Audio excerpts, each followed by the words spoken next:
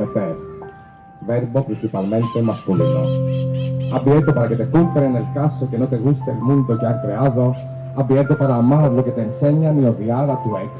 Porque siempre tienes que odiar a tu ex, aunque nunca hayas tenido ex. Palabra neutra.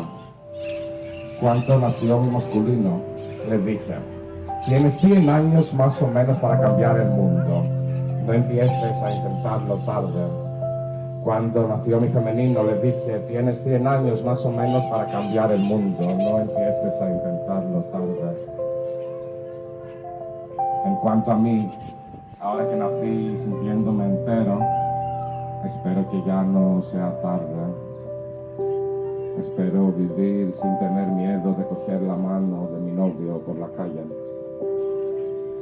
Vivir. Verbo neutro.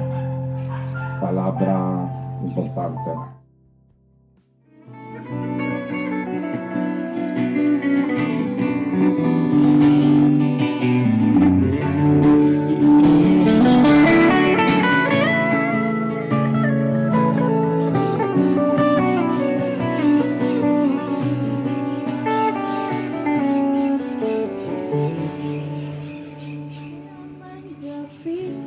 Tornaré a estar tranquil, aliar-me amb les amigues sense sentir els teus crits. I és que com és possible un cocodril tan trist, però ploro de mentides sense tu, jo sóc feliç.